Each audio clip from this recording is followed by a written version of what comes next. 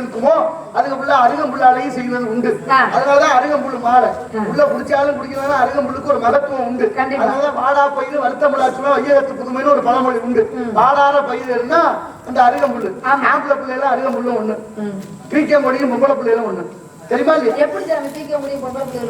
ஆமாம்மா, வாடாத பயிர் போல இருக்கும், வாடி போனது மாதிரி இருக்கும், லேசா மழை வந்தா துளுத்துக்கிறோம்.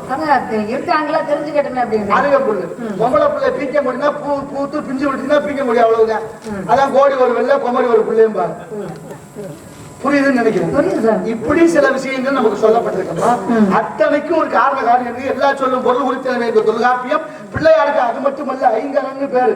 சங்கரனுக்கு ஆறுதலை, சண்முகனுக்கும் ஆறுதலை, ஐங்கரனுக்கும் ஆறுதலை, சங்கை பிடித்தோருக்கும் ஆறுதலை, பித்தாவும் பாதம் பிடித்தோருக்கும் ஆறுதலை, எல்லாருக்கும் ஆறுதலை இருக்கு. ஏன் ஆறுன்னு வந்துச்சு? சங்கரனுக்கும் ஆறுதலை, சங்கரனுக்கும் ஆறுதலை. மாவண்ணாவுக்குள்ள ஆவண்ணா இருக்கு, ஆறுங்கிற கங்கை தலையா இருக்கா, தலையில கங்கைங்கிற ஆறு இருக்கா, அதான் ஆறுதலை.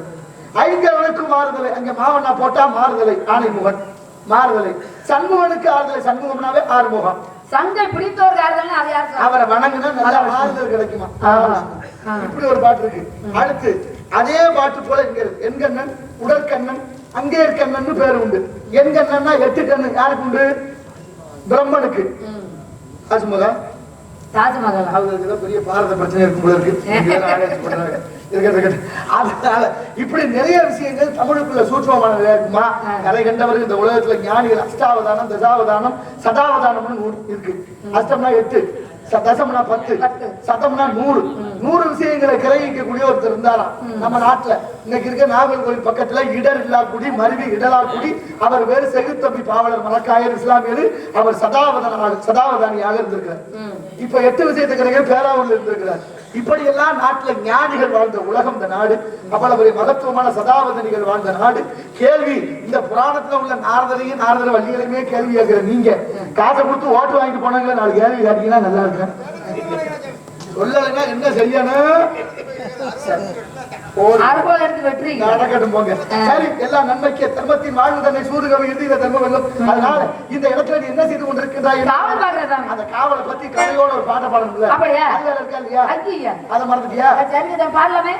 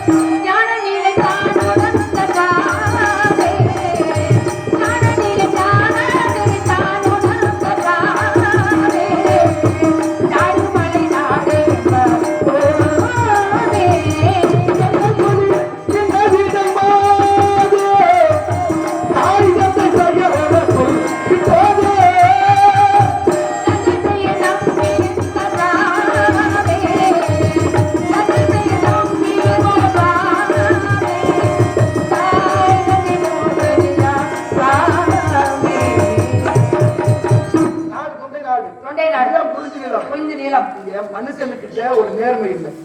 மனுஷே ஒரு கொள்கையில இருக்கிறது இல்லை.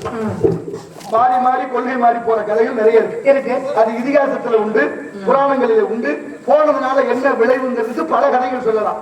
வைகை ஓடுறதுல மதுரையில வைகை நதி. வைகை நதிக்கிட்ட ஒரு கொள்கை இருக்கு. என்ன கொள்கை? அதை உற்பத்தி பண்ணவர் சிவபெருமான். யாருக்காக பண்றாரு? குண்டோதரனுக்காக. சாப்பிட்டு முடிச்சாச்சு, தண்ணி இல்ல, ஒரே தாகம். தண்ணி தாகமா இருக்கிறாரு. அவர் சொன்னாரு வைகைன்னாரு, கைய வச்சாரு, வைகை உற்பத்தி ஆகும். அதுக்கு முன்னால அந்த ஆளுக்கு பேர் வேற. அதுக்கு முன்னால ஒரு ஆறு அங்க ஓடுது. ஆனாலும் அந்த வைகை நதி என்ன பண்ணுமா, கடல்ல போய் சேராது. அதான் அதாவது கடல்ல கலக்காத ஆறு ஏதாவது இருக்கா? அது ஒண்ணு மட்டும் கலந்தது இல்லையா? அது என்னன்னு விளக்கமா சொல்லுங்க.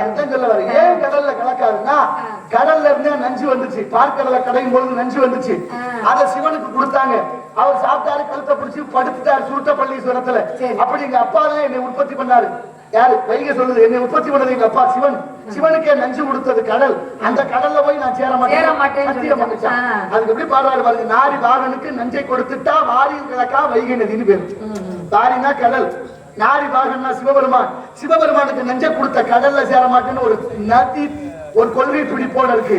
இங்க கொள்கை உள்ள ஒரு கன்றாவி காசுக்கா எதை வேணா என்ன வேணா என்ன வேணா இருக்கு.